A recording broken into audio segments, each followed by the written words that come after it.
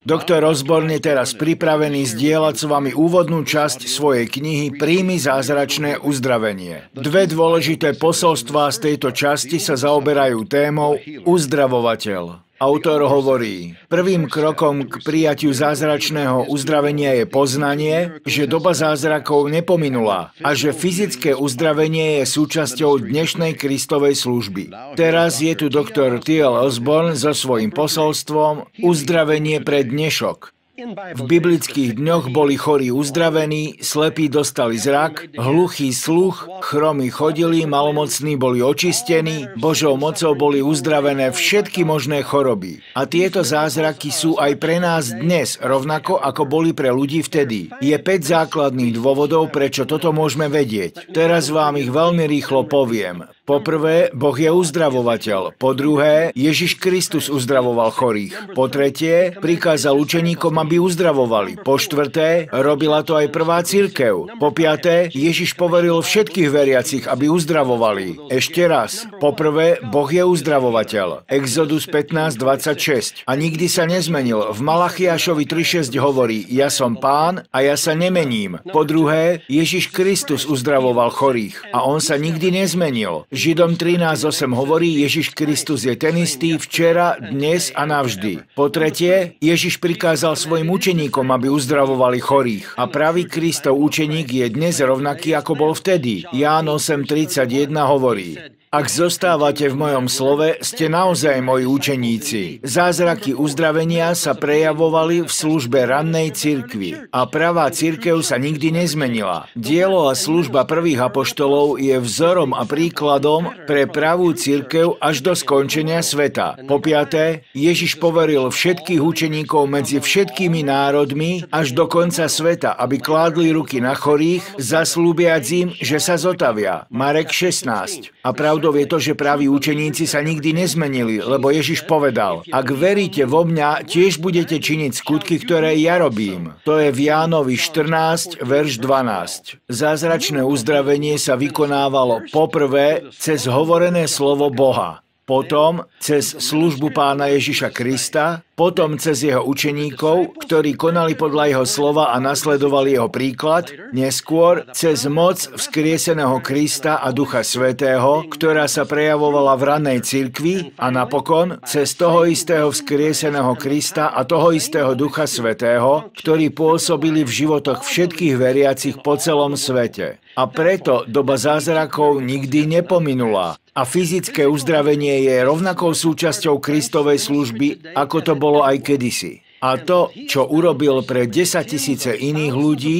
to chce teraz urobiť aj pre vás. Posolstvo číslo 4. 100 faktov o uzdravení. Mnohí veria, že Boh niekedy uzdravuje chorých, ale nemajú osobné poznanie Ježiša ako v nich prebývajúceho vždy prítomného uzdraviteľa. A nevedia nič o faktoch, ktoré dokazujú, že fyzické uzdravenie je súčasťou spásy každého človeka. Vidia iných uzdravených, ale kladú si otázky, či to je Božia vôľa aj pre nich. Čakajú na zvláštne zjavenie Božej vôle, ktoré sa bude týkať ich. A medzi tým robia všetko, čo je v ľudských silách, aby boli uzdravení prirodzenými prostriedkami bez ohľadu na to, či je to Božia vôľa alebo nie. Ak nie je Božou vôľou pre vás, aby ste boli zdraví, tak potom je nesprávne, aby ste hľadali uzdravenie prirodzenými prostriedkami. Ale ak je Božou vôľou, aby ste boli zdraví, tak je logické, že najlepším spôsobom uzdravenia je božské uzdravenie. Biblia zjavuje Božiu vôľu ohľadom uzdravenia tela úplne rovnako jasne, ako zjavuje Božiu vôľu ohľadom obnovy ľudského ducha. Boh nepotrebuje nikomu dať nejaké zvláštne zjavenie ohľadom jeho vôle, keď jednoznačne zjavil jeho vôľu vo svojom slove, kde jednoznačne zaslúbil to, že to urobí. Božie zaslúbenia uzdravovať sú úplne rovnakým zaslúbením ohľadom Božej vôle o uzdravení, ako jeho zaslúbenia o spáse zjavujú jeho vôľu spasiť ľudí. Starostlivé štúdium písma človekom s nepredpojatou myslou jednoznačne ukazuje, že Boh je aj spasiteľom, aj uzdraviteľom svojho ľudu a že je vždy jeho vôľou spasiť a uzdraviť všetkých, ktorí sú ochotní slúžiť mu. Ako dôkaz tohto tvrdenia vám predkladáme 100 nasledujúcich faktov. Fakt číslo 1. Choroba nie je o nič prirodzenejšia ako hriech. Boh stvoril všetko veľmi dobré. To hovorí Genesis 1.31. A preto by sme nemali riešenie na hriech alebo chorobu hľadať v prirodzenej oblasti, ale u Boha, ktorý nás stvoril šťastných, silných, zdravých a na to, aby sme s ním mali spoločenstvo. Fakt číslo 2. Hriech a choroba prišli do sveta cez pád ľudskej rasy. Preto musíme uzdravenie oboch týchto vecí hľadať v Spasiteľovi. Fakt číslo 3. Keď Boh povolal svoje deti z Egypta, uzavrel s nimi zmluvu o uzdravení. Exodus 15.26. Počas celej ich histórie ich nachádzame chorých a trápených epidémiami, ako sa k Bohu obracajú v pokáni a vo vyznávaní hriechov a vždy, keď boli odpustené ich hriechy, boli uzdravené aj ich choroby. Fakt číslo 4.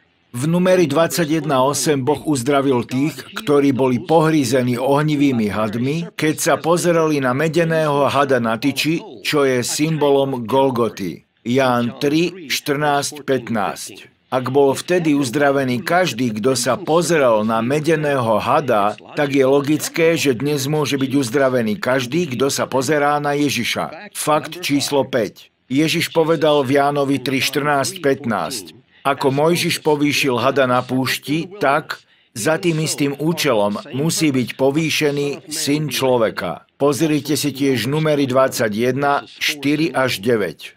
Fakt číslo 6. Ľudia hrešili vtedy proti Bohu a ľudská rasa zhrešila proti Bohu aj dnes. Fakt číslo 7. Uhryznutie jedovatého hada malo vtedy za následok smrť. Dnes je následkom hriechu smrť. Rímanom 6.23.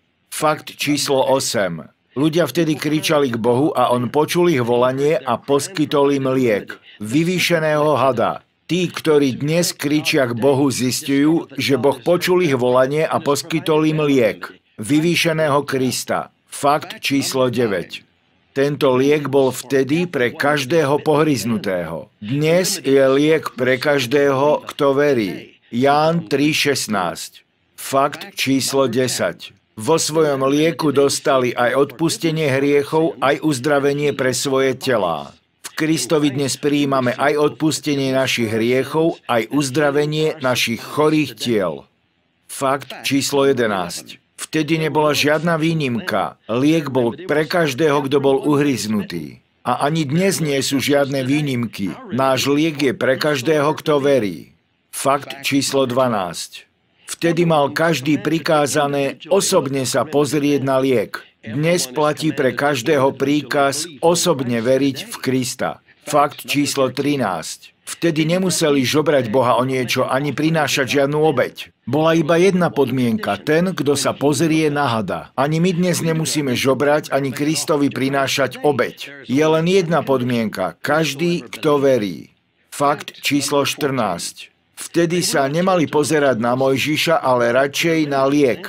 My sa dnes nemáme pozerať na kazateľa, ale na Krista. Fakt číslo 15. Vtedy sa nemali pozerať na symptómy uštipnutia hadmi, ale na svoj liek. My sa dnes nemáme pozerať na symptómy našich hriechov a chorôb, ale na náš liek, na Krista. Fakt číslo 16. Každý, kto je uštipnutý, keď sa na ňo pozrie, bude žiť. To bolo vtedy zasľúbenie pre všetkých, bez výnimky. Aby nikto, kto verí v Neho, nezahynul, ale mal večný život. Toto je dnes zasľúbenie pre všetkých bez výnimky. Fakt číslo 17. Keďže ich kliatba bola odstránená vyzdvihnutím symbolu Krista, naša kliatba bola určite odstránená samotným Kristom. Galatianom 3.13. Fakt číslo 18. Symbol Krista nemohol znamenať pre Izraelitov viac, než pre nás dnes znamená samotný Kristus. Určite nemohli iba prostredníctvom symbolu Krista prijať také požehnania, aké my dnes prijímame cez samotného Krista. Fakt číslo 19.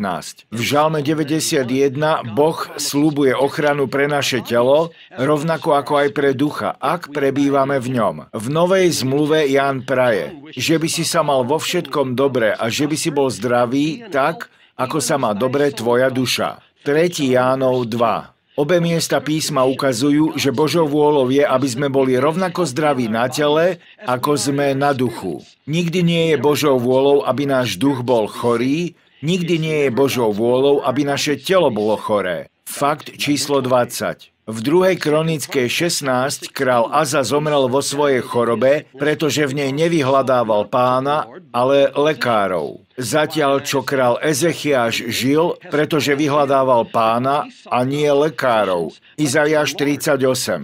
Fakt 21. Podľa Izaiáša 53 odstránenie našich chorôb je obsiahnuté v Kristovom vykupiteľskom diele spolu s odstránením našich hriechov. Slovo niesol znamená zastúpenie, trpieť za, nie súcit, trpieť s. Ak Kristus niesol naše choroby, prečo by sme ich mali niesť my? Fakt 22. V Matúšovi 8, 16, 17 Kristus naplnil slová Izaiáša. Uzdravil všetkých, ktorí boli chorí. Fakt 23. V Jobovi 2.7 je choroba zjavená ako taká, ktorá pochádza priamo od Satana. Satan vyšiel a ranil Joba zlým vredom od spodku jeho nohy až po jeho temeno. Job zachoval pevnú vieru, keď kričal k Bohu o vyslobodenie a bol uzdravený. Job 42, 10 až 12. Fakt 24. V Lukášovi 13.16 Kristus vyhlásil, že zohnutá žena bola poviazaná Satanom a mala by byť uvoľnená. Vyhnal ducha choroby a ona bola uzdravená. Fakt 25. V Matúšovi 12.22 démon, ktorý posadol človeka, bol príčinou toho, že ten človek bol slepý a nemý. Keď bol démon vyhnaný, tak ten človek videl aj hovoril. Fakt 26. V Markovi 9, 17, 27 bol démon príčinou chlapcovej hluchoty a nemoty a tiež jeho krčov. Keď bol démon vyhnaný, chlapec bol uzdravený. Fakt 27. V Skutkoch apoštolov 10.38 sa hovorí: Ježiš chodil, robiac dobre a uzdravujúc všetkých, ktorí boli utláčaní diablom. Tento verš ukazuje, že choroba je satanov útlak. Fakt 28.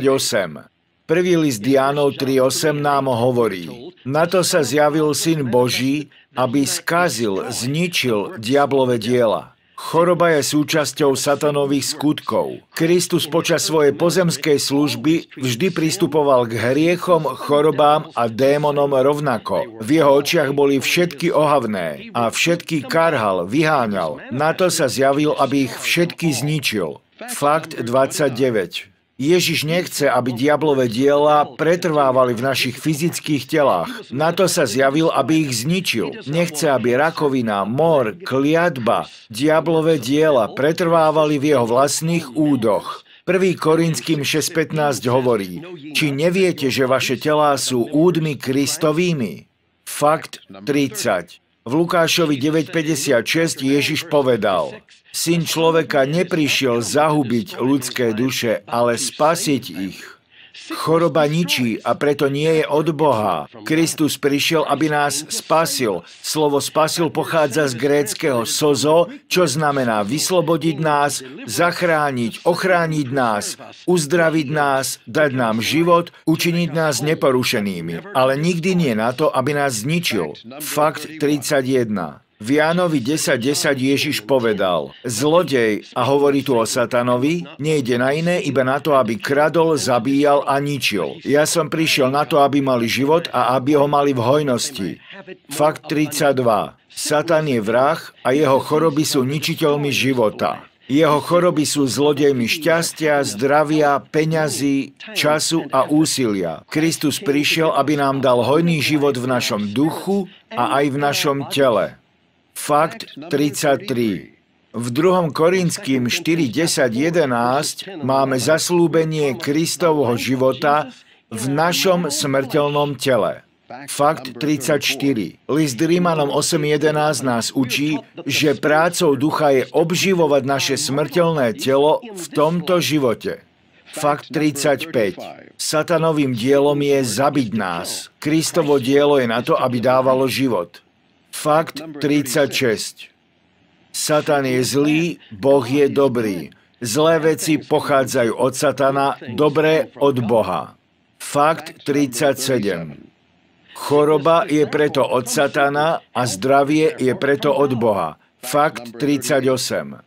Matúš 10.1, Marek 16.17 a Lukáš 10.19 hovoria: Všetka autorita a moc nad všetkými démonmi a chorobami bola daná všetkým Kristovým učeníkom. Keďže Ježiš v Jánovi 8.31 povedal: Keď zostávate v mojom slove, v pravde ste mojimi učeníkmi, tak tieto verše sa dnes vzťahujú na vás. Ak zostávate v jeho slove, to znamená, ak ho konáte. Fakt 39. V Jánovi 14, 13, 14 právo modliť sa a prijať odpoveď je dané každému veriacemu. Čokoľvek budete pýtať v mojom mene, ja to urobím. Toto logicky zahŕňa prosbu o uzdravenie, ak sme chorí.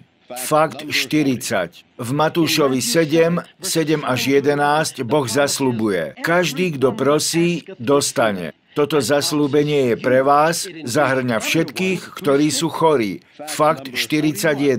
V Lukášovi 10, vo verši 1, 9 a 19 bola služba uzdravenia daná 70, ktorí predstavujú budúcich pracovníkov cirkvi.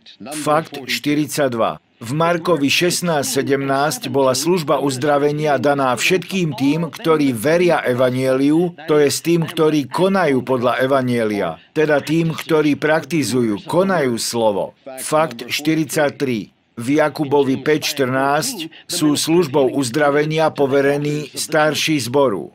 Fakt 44. V 1. Korinským 12, 9, 10 je služba uzdravenia udelená celej cirkvi ako jedna z jej služieb a darov, až kým sa Ježiš nevráti. Fakt 45.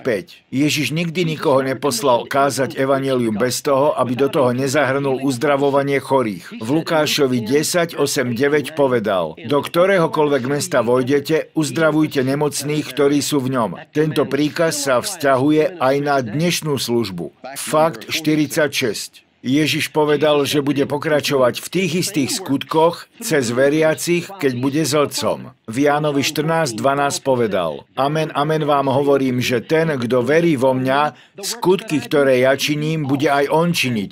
A ešte aj väčšie ako tie bude činiť, lebo ja idem k svojmu Otcovi. Toto určite zahŕňa aj uzdravovanie chorých. Fakt 47. V spojitosti s Večerou Pánovou sa kalich berie na pamiatku jeho krvi, ktorá bola preliata na odpustenie našich hriechov. 1. Korinským 11.25. Ale chlieb sa je na pamiatku jeho tela, na ktoré boli položené naše choroby a rany, cez ktoré sme uzdravení. 1. Korinským 11, 23-24, Izaiáš 53, 5. Fakt 48.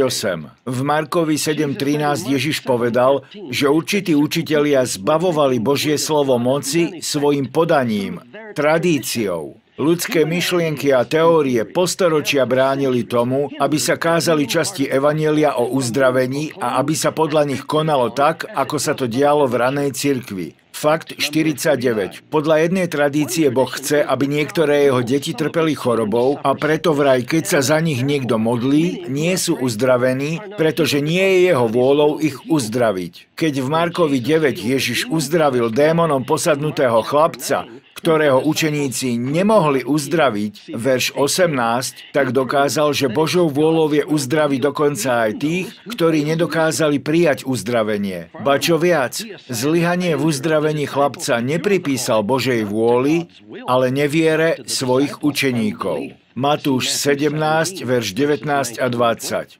Fakt 50. To, že mnohí nie sú uzdravení, keď sa za nich modlia, nie je dôsledkom toho, že nie je Božou vôľou uzdraviť ich. Fakt 51. Ak by choroba bola Božou vôľou, potom by bol každý lekár porušovateľom zákona, každá zdravotná sestra odporcom všemohúceho a každá nemocnica miestom vzbury a nie miestom milosrdenstva. Fakt 52. Pretože Kristus prišiel činiť Otcovú vôľu, tak fakt, že uzdravil všetkých, je dôkazom toho, že Božou vôľou je to, aby boli uzdravení všetci. Fakt 53. Ak nie je Božou vôľou, aby všetci boli uzdravení, tak ako je možné, že všetci v tých veľkých zástupoch dostali od Krista to, čo podľa Božej vôle nemali dostať? Evanjelium hovorí, že uzdravoval všetkých. Fakt 54. Ak nie je Božou vôľou, aby všetci boli uzdravení, tak prečo písmo hovorí? Jeho ranami sme uzdravení a jeho ranami ste boli uzdravení. Izaiáš 53.5, 1. Petrov 2.24. Ako by sme mohli byť vy a my vyhlásení za uzdravených, ak je pre niektorých Božou vôľou byť chorý? Fakt 55. Kristus nikdy neodmietol nikoho, kto hľadal jeho uzdravenie. Evanjelia nám opakovane hovoria, že uzdravoval všetkých. Kristus uzdravovateľ sa nikdy nezmenil. Fakt 56. V celej Biblii iba jediný človek žiadal o uzdravenie, takže povedal: keby si chcel, ak je to tvoja vôľa. Bol to malomocný, ktorému Ježiš okamžite odpovedal: ja chcem, buď čistý. Markovo evanjelium 1:40-41. Fakt 57. Ďalšou tradíciou je to, že môžeme väčšmi osláviť Boha, keď budeme trpezliví v našej chorobe, ako keby sme boli uzdravení. Ak choroba oslavuje Boha väčšmi ako uzdravenie, potom by každý pokus uzdraviť sa prirodzeným alebo nadprirodzeným spôsobom bol pokusom okradnúť Boha o slávu, ktorú by sme mu mali prijať. Fakt 58. Ak choroba oslavuje Boha, potom by sme radšej mali byť chorí ako zdraví. Fakt 59. Ak choroba oslavuje Boha, tak Ježiš okradol svojho Otca o všetku možnú slávu tým, že uzdravoval všetkých. Lukáš 4.40. A Duch Svätý v tom pokračoval, ako je to zaznamenané v celých skutkoch apoštolov. Skutky 5.16. Fakt 60. V 1. Korinským 6.20 Pavol povedal: lebo ste kúpení za veľkú cenu, oslávte preto Boha svojim telom aj svojim duchom, čo je oboje Božie. Fakt 61. Naše telá a naši duchovia sú veľmi draho kúpení a máme oslavovať Boha aj telom, aj duchom. Verš 62. Boha neoslavujeme v duchu tým, že zostávame v hriechu. Boha neoslavujeme v tele tým, že zostávame chorí. Fakt 63. Ján 11.4 sa niekedy používa na dokazovanie toho, že choroba oslavuje Boha. Ale Boh tu nebol oslávený, až kým Lazar nebol vzkriesený z mŕtvych, čoho výsledkom bolo, že mnohí zo Židov uverili v Neho. Ján 11.45. Fakt 64. Ďalšou tradíciou je to, že aj keď Boh uzdraví niektorých, nie je jeho vôľou uzdraviť všetkých, ale Ježiš, ktorý prišiel konať Otcovú vôľu, uzdravoval všetkých. Fakt 65. Ak uzdravenie nie je pre všetkých, prečo Ježiš niesol naše nemoci, naše bolesti a naše choroby? Ak by Boh chcel, aby niektoré jeho deti trpeli, tak potom nás Ježiš zbavil nesenia niečoho, čo Boh chcel, aby sme niesli. Ale pretože Ježiš prišiel konať Otcovú vôľu a pretože niesol naše choroby, tak potom musí byť Božou vôľou, aby všetci boli zdraví. Fakt 66. Ak nie je Božou vôľou pre všetkých, aby boli uzdravení, potom Božie zasľúbenia o uzdravení nie sú pre všetkých. To by znamenalo, že viera neprichádza iba z počutia Božieho slova, ale cez zvláštne zjavenie, že Boh je vám priaznivo naklonený a chce uzdraviť osobne vás.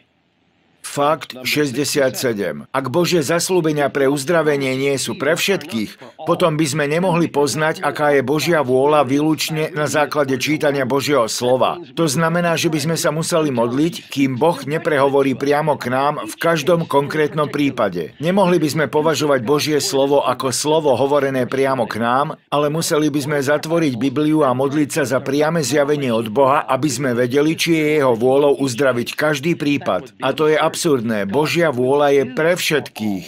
Fakt 68. Božie slovo je jeho vôľou a Božie zasľúbenia zjavujú jeho vôľu. Keď čítame o tom, čo sľubuje, že urobí, potom vieme, čo je jeho vôľou robiť.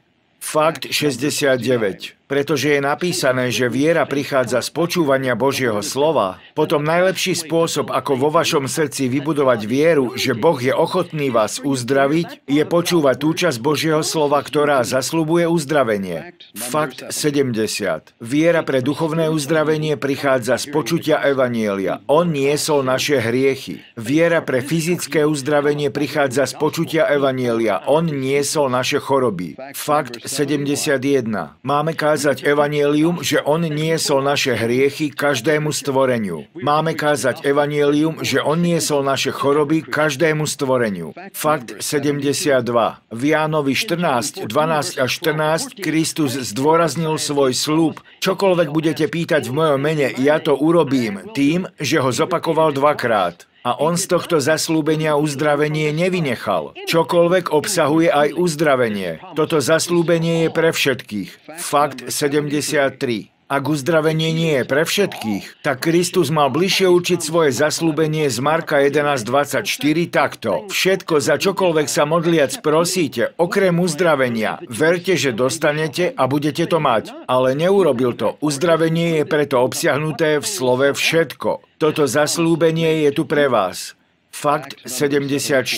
Ak nie je Božou vôľou uzdraviť všetkých, tak by sa nedalo spoľahnúť na jeho sľub z Jána 15.7, keď povedal: Ak zostávate vo mne a moje slová zostávajú vo vás, vtedy si proste čokoľvek chcete a stane sa vám. Fakt 75. V Jakubovi 5.14.15 sa hovorí: Ak je niekto chorý medzi vami, nech si zavolá starších zboru a nech sa pomodlia nad ním, pomažúc ho olejom v mene Pánovom. A modlitba viery uzdraví chorého a Pán ho pozdvihne. Toto zasľúbenie je úplne pre všetkých, vrátane vás, ak ste chorí. Fakt 76. Ak dnes Boh ako odpoveď na modlitbu už neuzdravuje, aby prenechal všetko na lekárskú vedu, ako o tom špekuluje moderná teológia, tak to by znamenalo, že chce, aby sme počas lepšieho obdobia dejín spásy používali menej úspešnú metódu. Vtedy uzdravil všetkých, ale dnes je veľa chorôb, ktoré lekárska veda nevie vyliečiť. Fakt 77.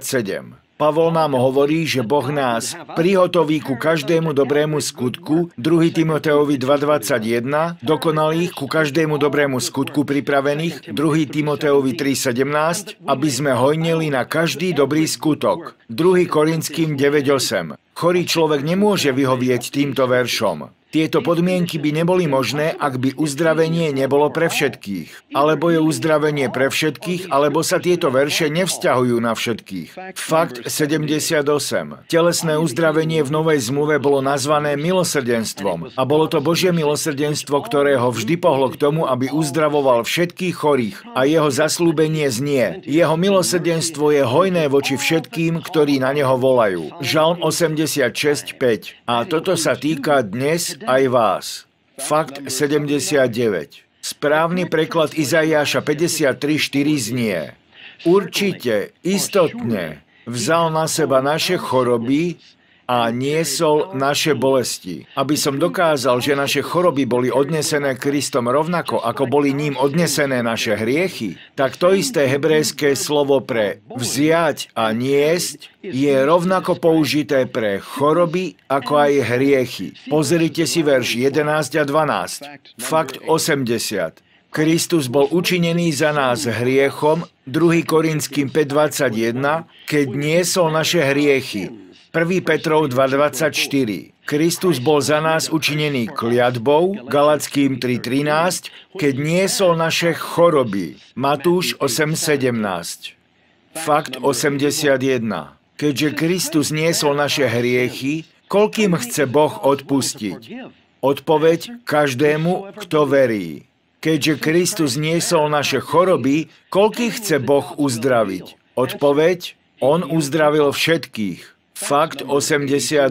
Ďalšou tradíciou je to, že ak sme spravodliví, mali by sme očakávať chorobu ako súčasť nášho života. Cituje sa Žalm 34.19, mnoho súženia prichádza na spravodlivého. Ale to neznamená choroby, ako by nám niektorí radi nahovorili. Znamená to skúšky, ťažkosti, prenasledovania a pokušenia, ale nikdy nie choroby ani fyzickú neschopnosť. Fakt 83. Bolo by protirečivé hovoriť, Kristus niesol naše nemoci a jeho ranami sme uzdravení, ale potom dodať, mnohé sú choroby spravodlivého, ktoré Boh vyžaduje od nás, aby sme ich niesli. Fakt 84. Aby dokázali tento argument, teológovia citujú verš, ale Boh každej milosti, ktorý nás povolal do svojej večnej slávy v Kristovi Ježišovi, potom čo maličko potrpíte, vás zdokonalí, upevní, zmocní a položí na pevný základ. 1. Petrov 5.10. Toto utrpenie neznamená trpieť chorobami, ale mnohými spôsobmi, ktorými Boží ľud tak často musel trpieť pre svoje svedectvo. Skutky apoštolov 5.41, 2. Korinským 12. kapitola. Fakt 85. Ďalšou tradíciou je, že nemáme očakávať uzdravenie z určitého utrpenia. Ľudia zvyknú citovať verš Trpí niekto medzi vami? Nech sa modlí. Jakub 5.13. Toto sa opäť nevzťahuje na choroby, ale na tie isté veci, o ktorých sme hovorili v bode 82. Fakt 86. Inou tradíciou je to, že Boh svoje deti vychováva, napráva pomocou choroby. Zvykne sa citovať Židom 12, 6 až 8, kde sa hovorí: Koho Pán miluje, toho kázni. Trestce. Áno, Boh kázni tých, ktorých miluje, ale nehovorí sa tu, že ich robí chorými. Slovo preložené ako kázni znamená inštruovať, vychovávať, učiť disciplíne, vzdelávať, ako keď učiteľ inštruuje žiaka, alebo keď rodič vychováva a učí dieťa. Fakt 87. Keď učiteľ vychováva, inštruuje žiaka, môže používať rôzne druhy disciplíny, ale nikdy nie chorobu. Keď rodič vychováva dieťa, existuje veľa spôsobov kázne, ale nikdy nie tak, že na ňo privodí fyzickú chorobu. Keď nás náš nebeský Otec chce kázniť, nepotrebuje na to uvaliť na nás chorobu. Naše choroby boli položené na Krista. Boh by nemohol požadovať, aby sme niesli ako trest to, čo Ježiš zástupne niesol za nás. Kristova obeť nás navždy zbavila prekliatia hriechu a choroby, lebo toto on niesol za nás. Fakt 88. Najklasickejšou tradíciou je obnosené tvrdenie, vek zázrakov sa pominul. Ak by toto bola pravda, museli by sa zázraky úplne vytratiť. Čo je len jeden zázrak, by dokazoval, že vek zázrakov sa ešte nepominul. Fakt 89. Ak by sa vek zázrakov pominul, nik by sa už nemohol znovu zrodiť, pretože nové narodenie je ten najväčší zázrak, ktorý môže človek zažiť. Fakt 90. Ak by sa vek zázrakov už pominul, ako to niektorí tvrdia, znamenalo by to, že všetky technické dôkazy vyprodukované stovkami laboratórií sveta, ktoré sa týkajú nespočetných prípadov zázračného uzdravenia, sú falošné a že Božie zasľúbenia robiť takéto veci nie sú prednešok. Fakt 91. Každý, kto tvrdí, že vek zázrakov sa pominul, popiera potrebu, výhody a úžitok modlitby. Keď Boh počuje modlitbu a odpovie na ňu, či už je to prosba o poštovú známku alebo uzdravenie chromého, tak to je zázrak. Ak modlitba prinesie odpoveď, tá odpoveď je zázrakom. Ak neexistujú zázraky, nie je žiaden dôvod pre vieru, lebo potom modlitba je len výsmechom a iba nevedomosť by spôsobila, že sa niekto modlí alebo očakáva odpoveď na modlitbu. Boh nemôže odpovedať na modlitbu bez zázraku. Ak sa za niečo modlíme, mali by sme očakávať, že tá modlitba bude vypočutá. A ak je modlitba vypočutá, urobil to Boh, a ak Boh odpovedal na modlitbu, urobil niečo nadprirodzené. A už toto je zázrak. Popierať zázraky dneška znamená posmievať sa modlitbe dneška. Fakt 92. Vek zázrakov sa nepominul, lebo Ježiš, konateľ zázrakov, sa nikdy nezmenil. Židom 13.8 hovorí: Ježiš Kristus je ten istý včera, i dnes, i na veky. Fakt 93. Keď Ježiš poslal svojich učeníkov kázať evanjelium, tak im povedal: Tieto nadprirodzené znamenia budú sprevádzať tých, ktorí veria. Toto bolo pre každé stvorenie, pre všetky národy, až do konca sveta. Koniec sveta ešte neprišiel a tak sa vek zázrakov ešte nepominul. Kristovo veľké poslanie nebolo nikdy odvolané ani zrušené. Fakt 94.